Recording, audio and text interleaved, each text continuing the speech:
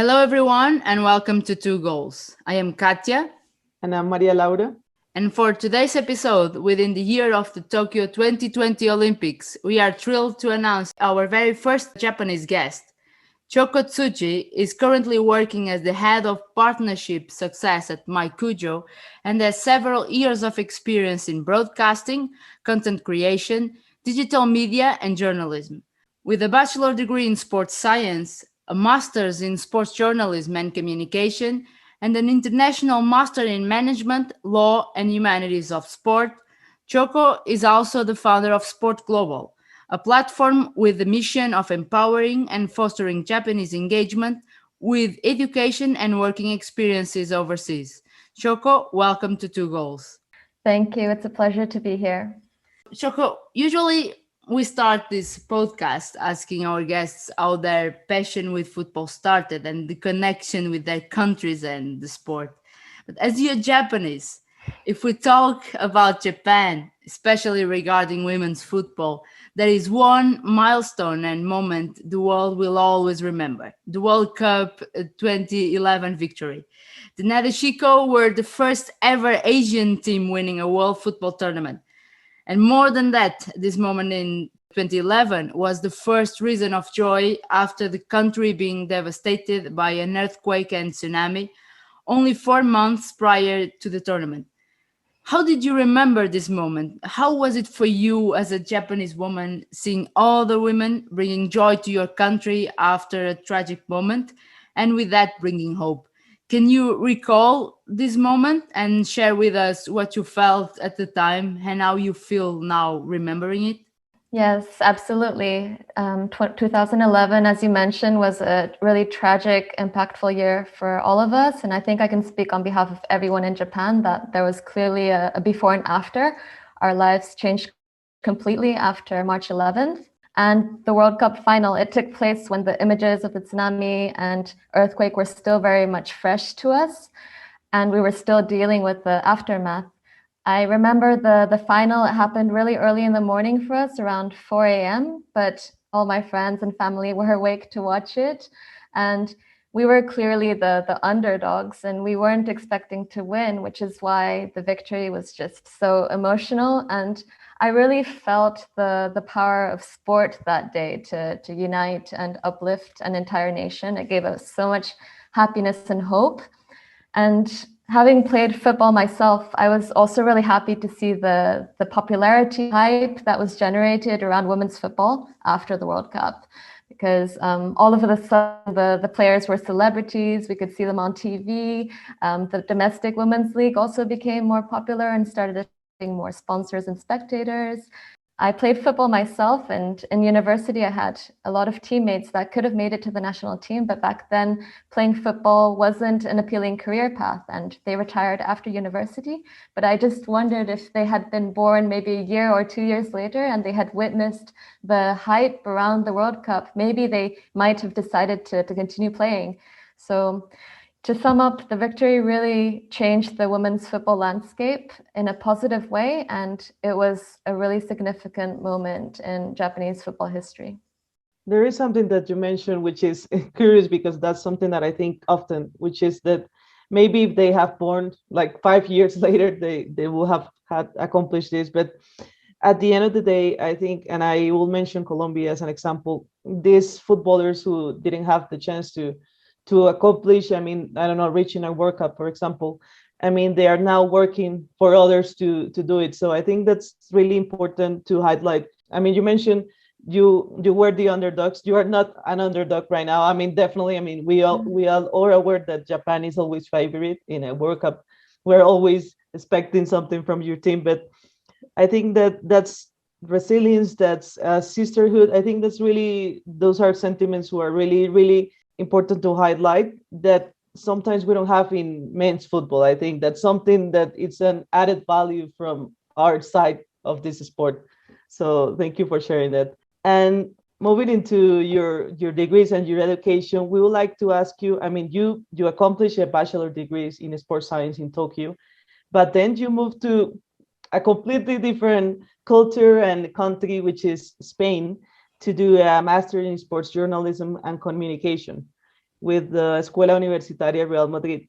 Why changing your language completely, moving into another continent? Was this all because of sports and football communication? Was this your main reason, or you just wanted to engage to different experiences? And of course, with one of those countries that we are all aware, it's all about football. Well, I was obsessed with football from an early age, and my favorite local team, Yokohama F. Marinos, had quite a lot of Spanish and Argentinian players and managers. So as a young girl, I thought if I can speak Spanish, then I'll be able to communicate with them. And that's how I started studying Spanish when I was, I think, 11. And I also loved watching La Liga. Back then, I was a Real Madrid fan, and so I always had this admiration towards Spain. And already in junior high school, I knew that I wanted to work in football one day. That's also when I realized how important the Spanish language was in the world of football. And I just needed to figure out how I wanted to be involved in football. I always enjoyed writing, especially creative writing, and my English teachers always encouraged me to consider journalism as a career path. But back then, I didn't really give it much thought.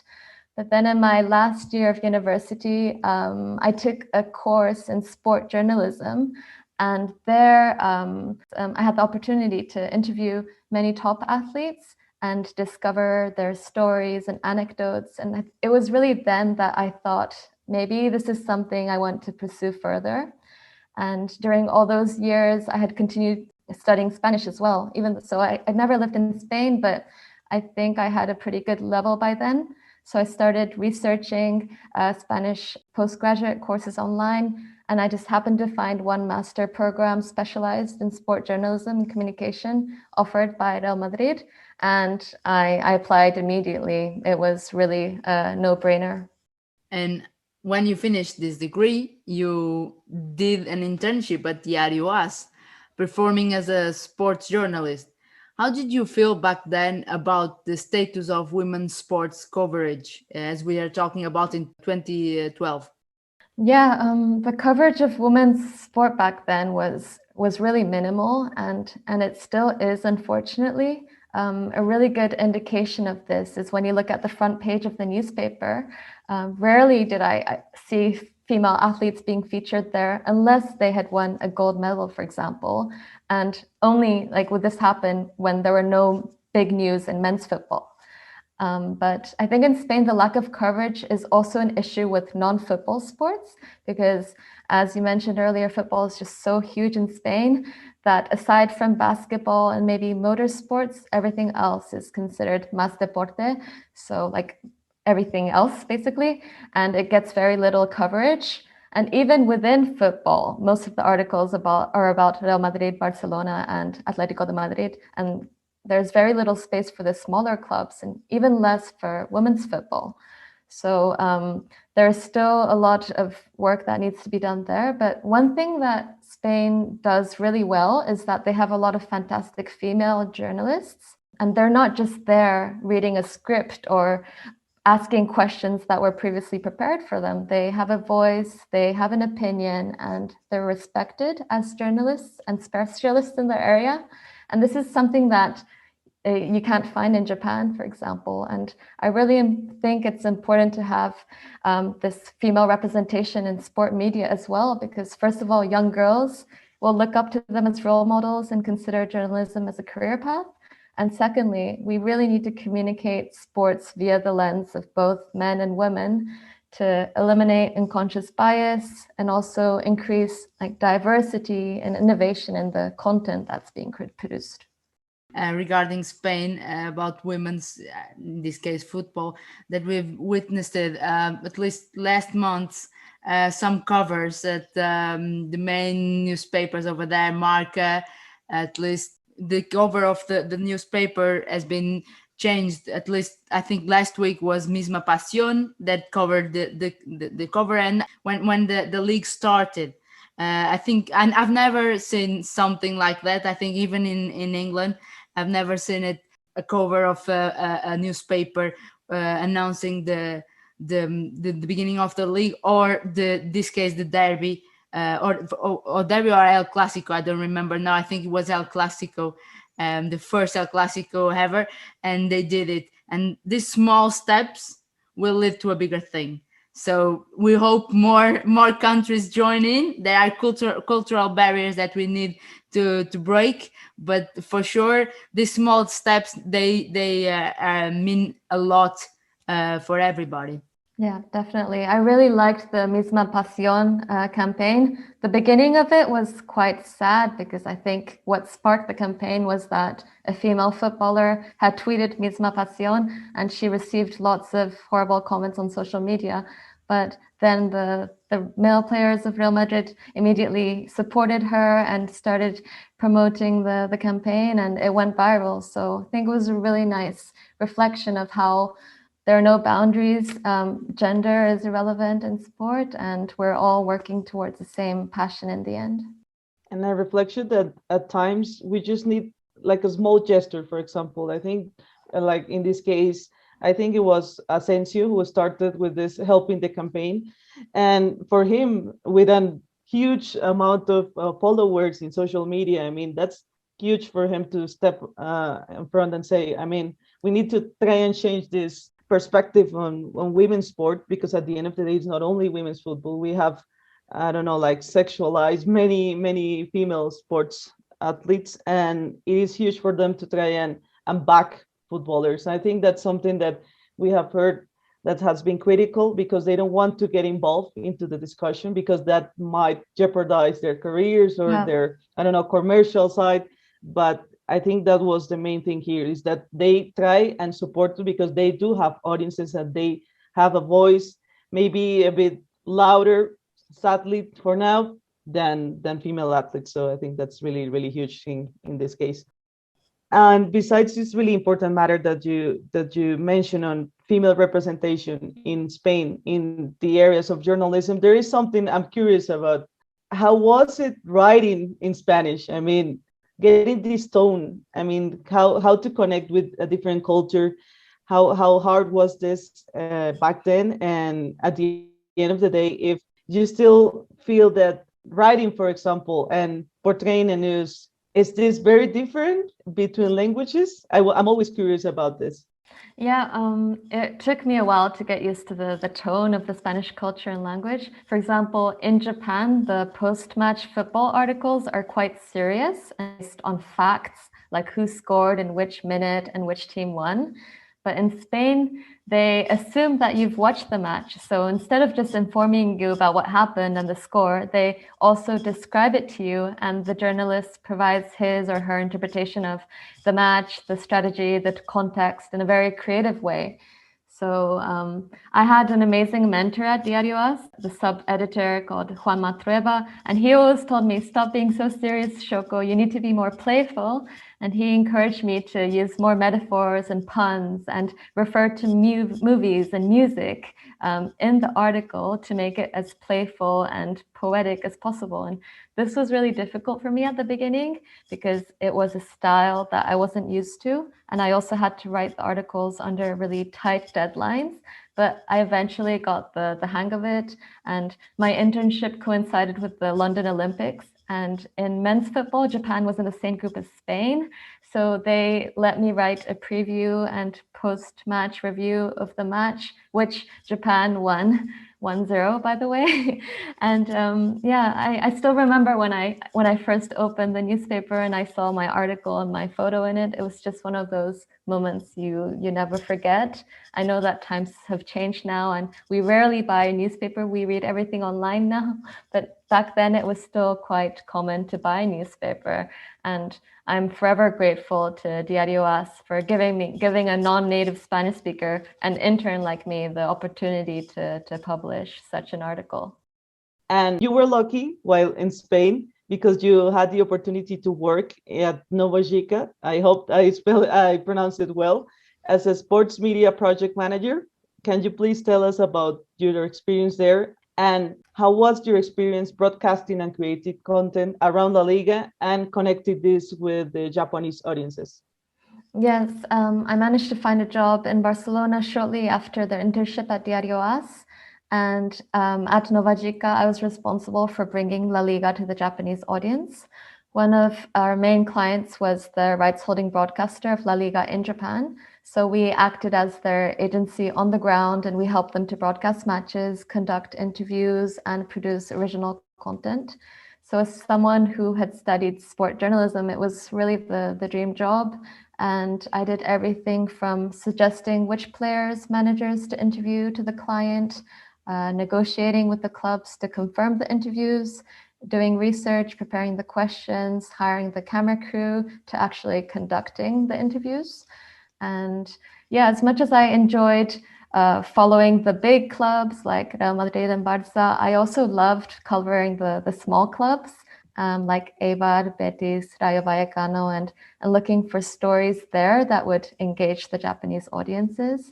And I think I must have interviewed over 100 players and managers during my time there. And today, when I watch La Liga or the Champions League and I see some of the players on TV, it seems unbelievable that I actually got to sit down with them and have a 20, 30-minute chat. But I really only have positive memories, and they were all extremely open, humble, and respectful. And it was really the best introduction I could get to the sport industry.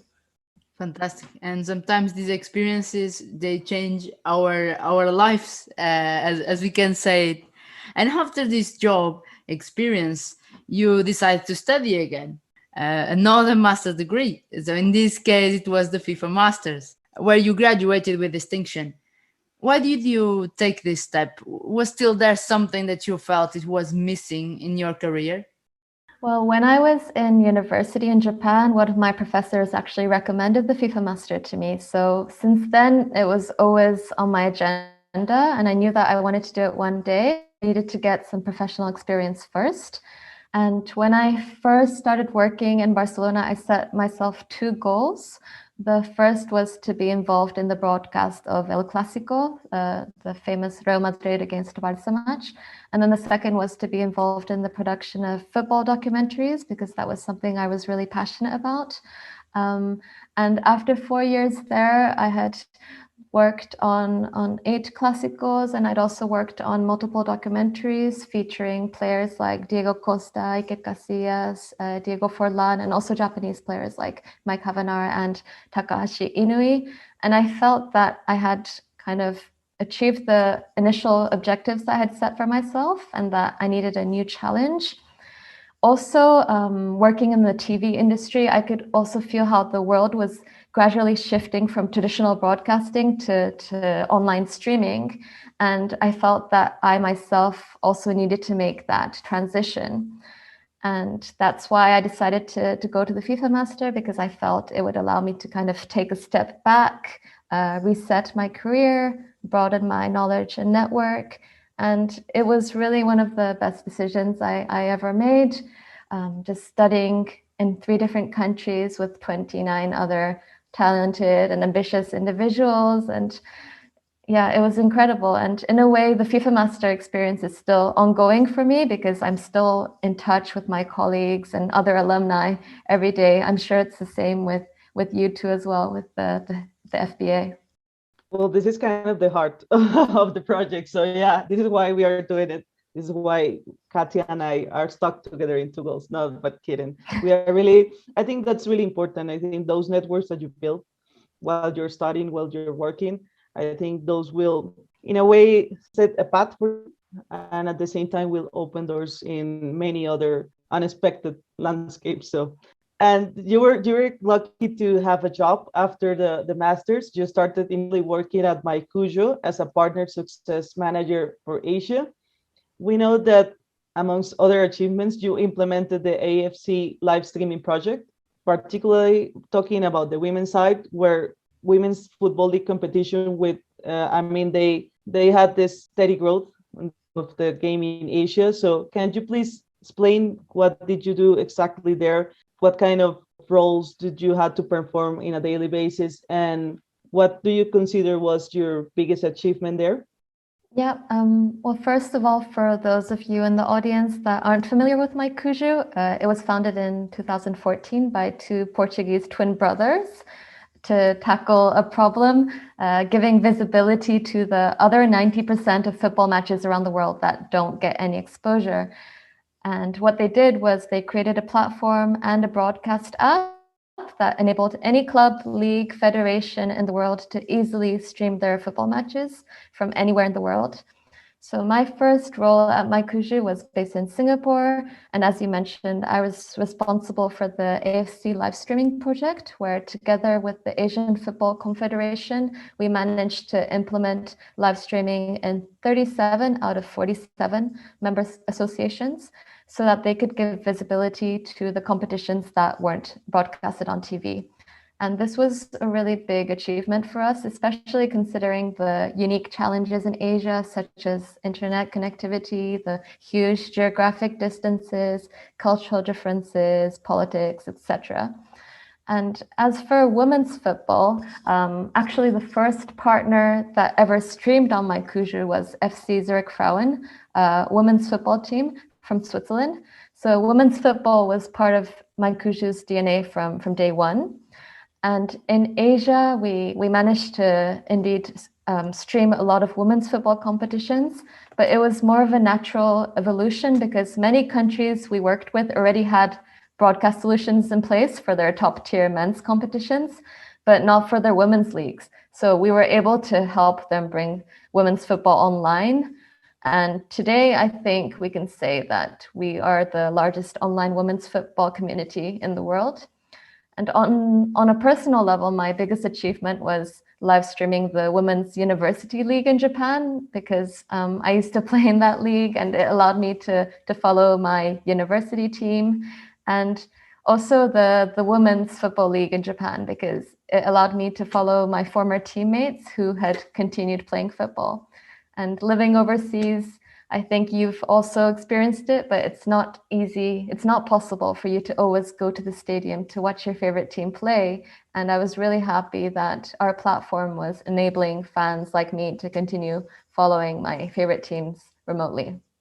Amazing. And yeah, regarding to women's football, I have to say these words exactly. You're the best ally of women's football, because we are still struggling with visibility.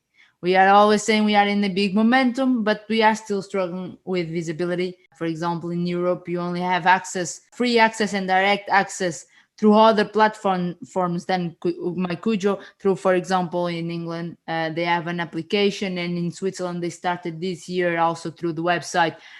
If we are talking about the other countries, we don't have other access provided from the federations. So we have our friend MyCujoo to go. I'm kidding here in a way, but it's the other way. It's when you think about watching women's football, you think about MyCujoo. And as you said, not only about regarding women's football, other competitions too.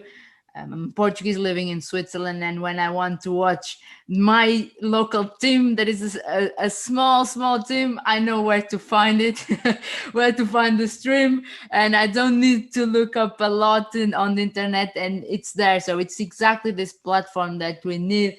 Shout out to the Portuguese brothers.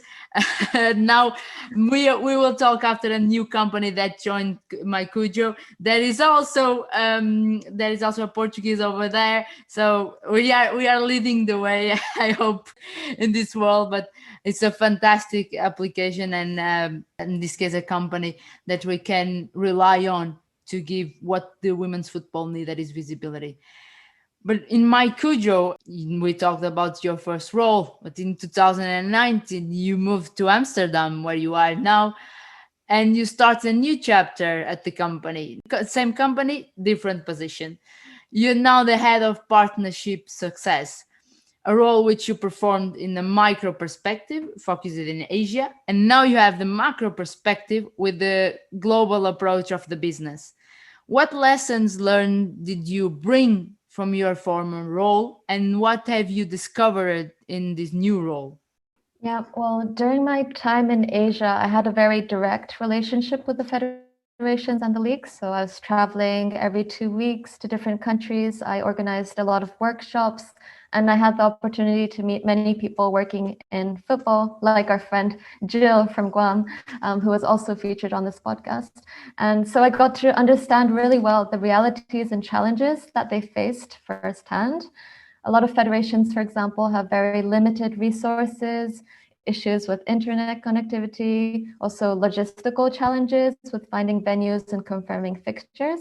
And it was really important for me to get that feedback and experience so that I could understand the partners better and to understand what their priorities were and also what value they were getting from our platform. And then, I moved to Amsterdam, and my current role is to think of a global strategy to onboard and support our partners around the world and help them to achieve their strategic objectives. And I think the good thing about being in the Amsterdam HQ, I can work really closely with the tech and product teams. And with their support, we can think of ways to support our partners in a more scalable way by making developments and improvements in the product that we offer. And yeah, I've learned a lot by working in a sport tech environment. I feel that often in sport, we tend to be quite emotional rather than rational. But working with the tech team has really pushed me to be more data-driven and make decisions based on data rather than assumptions. I also really like the lean way in which a lot of the engineers work. Again, often in sport, especially with big federations, there's a tendency to go all out from the beginning. But those projects usually take time to implement. And sometimes it could be that the final product is not satisfactory. So what I've learned is just it's important to just start small, make adjustments along the way, and then gradually work towards something big. I think this is also a problem in women's football because when we speak with women's competitions, they feel that the quality of their broadcast needs to be top-notch. They need to have multi-cameras and commentary. But we always tell them the first step is to just go out there and give visibility. It can even be with your mobile phone. It doesn't have to be perfect from the beginning. But I think there still needs to be time for people to change that mindset. We learned this the hard way, right, Katya? about I mean, building a podcast. this is always what I'm defending. I will try to not be extensive because I talk a lot about this. And that's why I'm saying you just need to want to do things. I mean, when you as a person, you have a cell phone and you can make lives on your personal accounts. Why you don't do it on the women's football? You're in the stadium, and I mean, I'm not only saying about the fans, but in this case, I think it's a responsibility of the team. Someone has a cell phone today and can stream live on the internet, and if we have a platform that provides you that is MyCujoo, what are you waiting for? This is always what I'm asking. What are you waiting for? You have the tools, so you need to want to do something. It's the first step. It's to do something. After that, everything will roll on. I always use this expression. It's the snowball that will start rolling, and the sponsors will come, the views will start, then sponsorships. Maybe later you can have a huge broadcasting deal. You never know. It can happen. So it is up to everybody to start and put the foot on the ground. Yeah, I couldn't agree more. No, I often hear like the best day to start was yesterday. So it's really important to just get started. You shouldn't like strive for perfection from the beginning. You can gradually iterate and improve, but the important thing is to get started. And something to bring from your last answer, Shoko, is that you were also mentioning the importance of technology right now. And if you check Shoko's profile, everyone, you will see that she likes to describe the importance of, her career connecting sports, technology, and media. I think that's, at the end of the day, and you mentioned the federations, they tend to be traditional, of course, because they have been doing the same thing for many years. And it is hard for them to jump into digital transformation. And this is a reality. We are aware of that now that we are forced to work from our homes, for example. This is something that was mandatory because we weren't allowed to go outside and do the things that we used to do. And we need to stop fighting against that, because at the end of the day, every business that will start or that is already going on, if they are not aware of this, of the importance of using technology and data, for example, they keep saying that data is the oil of the economy in the future. I think they will realize that they will soon need to close their doors, because they they really need to keep up, I mean, with the competition. And the competition is not the guy next door, is the guy next door from a guy next door in the other part of the world. So I think that's really important to highlight of why it is mandatory to learn from these things. And to go deeper on that, and I want your personal opinion on, I mean, MyCujoo is now an 11 company. So what can you say about this fusion? What about this is related to the future of football? Is this part of a digital transformation we have been witnessing in the football industry? Yes, indeed, MyCujoo was acquired by 11 Sports at the end of last year, and this acquisition was a fundamental part of the 11 2.0 strategy. So MyCujoo itself will soon transform into 11sports.com, which is a new global sports platform with a focus on niche premium and long-tail sport, including football. What this fusion means is being able to support live coverage of the world's biggest sporting events through to local sport for underserved communities. And by building a global destination for live and on-demand sports, we can make a platform for audiences everywhere to enjoy. So it could mean, for example, being able to watch the club you love in Portugal or Colombia, but also being able to follow the stream of your niece or nephew. So yeah, as for digital transformation of football, we've been at the forefront of this. We've proved that there's unlocked potential in football's long tail. We've allowed content creators to attract new fans, new sponsors, and build relationships with other stakeholders, and importantly, monetize the previously unrealized value in their content. So 11sports.com will maintain that same ethos. Yeah, and I have to add here, I think it's my opinion, an example that will happen with this fusion, at least was what I acquired with this, our knowledge. That is, when you announce this, and this again, shout out to the Portuguese Preza brothers and to Luis Vicente, because it can be connected, I don't know, but when this was announced 2 months after, maybe, it was announced also that in Portugal, 11 Sports will start broadcasting women's football tournaments, the Champions League next year. Everything has to be connected. I'm not sure, but it is a sign that, yeah, that's why when in the previous intervention, I said, you start broadcasting your own product through MyCujoo, and maybe you get a broadcasting deal later on. Nowadays in Portugal, they can watch women's football on their televisions through 11 Sports. So you can make a deal through that. You only need the first step. And this is a chain. This is a pyramid that you need to climb. You never know if you don't take the first step. So let's hope that everything turns out well.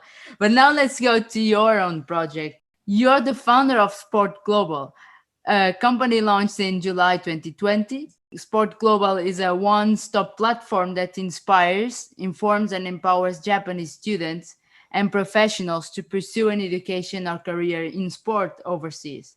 Can you explain to us, in your own words, what made you launch this project and how are you creating value with it? Yes, definitely. It all started during the first lockdown last May, when I started thinking of what I could do to contribute to the Japanese sport industry. I've worked in football overseas for almost 10 years now, but to be honest, when I look around, I don't see that many Japanese people working in international sport organizations.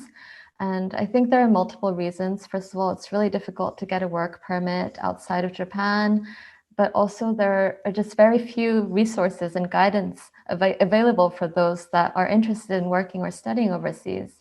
And I experienced that myself as a student. I had very few role models around me. And even when I looked online, all of the information was decentralized and I couldn't find a platform where I could find all that information. So that's when, together with two Japanese friends working at the AFC, we came up with the idea of Sport Global, a platform where we inform, inspire, and empower. So what we do is we provide information about different postgraduate programs around the world in sport. We also inform them about job opportunities overseas. And then we showcase Japanese professionals already working in sport overseas overseas so that people can read about their career path and how they made it overseas. And then lastly, we empower. So we provide support, resources, guidance to Japanese students and professionals who have aspiration to go overseas. So we really hope that through our platform, more and more Japanese people will consider going overseas as an option. And then as a result of that, that we'll see more of Japan's presence and representation in the international sports scene. At the end of the day, I think this pandemic, I mean, of course, this has been awful in many ways for many people, but it is good that, I mean, you now have plenty of time to think. I guess now that you're home, and I mean, if you're lucky that you're home, but it's good that you start to thinking about how these overseas experiences change you. And as you mentioned before, I mean, Katia and I, we were lucky to have this as well. And there is, I mean, and I'm talking about Latin America, there aren't many people who are allowed to do this, but at the same time, maybe it's just because they don't know they can do it. And they are afraid of speaking another language. They're afraid of messing up, I mean, what they're trying to accomplish. But I think this is the main message we would like to, I mean, I'm already closing this, but no, we still have one last question, but I think this is really important. Try and be tolerant, try and read more, hear more. I mean, if you want to engage with other people's culture, I mean, there is always someone who is aware of that and they want to exchange experiences as well. And this will definitely change the way you see things, because you will now be aware that you're not alone, that you're also not the center of the world, and that there are people with a lot of struggles, but also opportunities and common features with yourself. And I think that's something we can take from this interview right now. And unfortunately, Shoko, we are reaching the end of our interview, but there is a rather polemic topic that we would like to discuss with you since you're here. Everyone around the world, we read and heard about the resignation of the head of Tokyo 2020 Olympic Organizing Committee, Yoshiro Mori, after his derogatory comments on women in meetings. However, we would like to ask you, as a Japanese, is this a typical behavior in Japan? And what are the main challenges of women's leadership in the Japanese sports industry? Yeah, thank you for the question. As a Japanese woman working in the sport industry, the comment made by Yoshiro Mori was just another sad reminder of the reality facing Japanese women today. I really hate to admit it, but his comment didn't surprise me. This kind of comment is quite common in the Japanese workplace, and we've become quite familiar, even numb to it in a way. But I think one good thing that came out of this was that his comment went viral overseas and it made the headlines in international media. And thanks to that, that put pressure on Japan to really start a much needed discussion about this topic. And since then, I've seen many articles and webinars and events in Japan about the role of women in the sport industry.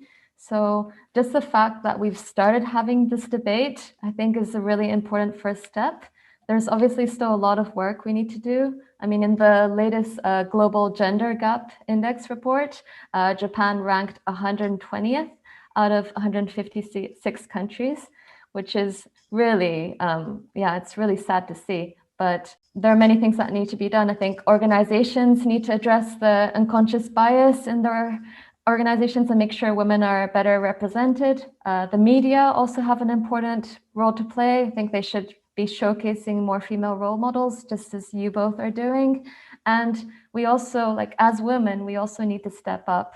There is, I think, data showing that even with the same job description, women, they usually need to tick at least 8 or 9 of the boxes in order to feel confident enough to apply, where with men it's not the case. And even if they don't tick 50% of the boxes, they'll still give it a shot. So I think we need to step up. We also need to be more supportive of each other and just apply for more leadership positions. So I really hope that in Japan we can keep this debate and this momentum going and actually change these discussions into actionable initiatives. I read many articles on this. I think it's the 30%. Mainly men, they only need to accomplish the 20% of the requirements for a job position. I mean, I think what you're saying about Japan leadership, I mean, this is happening everywhere. And the good part is that since we are starting to gain positions, this is the moment where everyone else behind, they start to feel, okay, I can reach that position. I mean, if I can see it, I can be it. And I'm still in Katya's sentence. She's always mentioning this in a couple of episodes before, but I think this is important, which is let's make the first step. And of course, we need the contribution from others. And in this case, male representatives as well. They need to help this and build this possibility. But yeah, I think this is the best way to close, because I mean, we're always talking about, okay, we now have a coverage of female footballers, but what about those who are making the decisions behind? What about referees? What about people in charge of logistics? What about those who are making the decisions with 7 other guys? How about the duration of the league? Like in the case of Colombia, 3 months, 6 months, 7 months, we don't know. But maybe someone is just one female representative working with others, and it's hard. For them it's hard to accomplish what they want. And I mean, Shoko, thank you for opening the doors of your life, your experiences overseas, and every lesson you have had the chance to learn. Thank you for being here. Thank you. Thank you so much for giving me the opportunity to share my story. I really enjoyed speaking with you, and I think we could have continued for another few hours, and I really look forward to the future episodes of this podcast as well. Thank you. Thank you so much. And remember, everyone following us with the account @2goals podcast on Twitter, YouTube, and Instagram. Thank you for standing with us, and have a lovely week.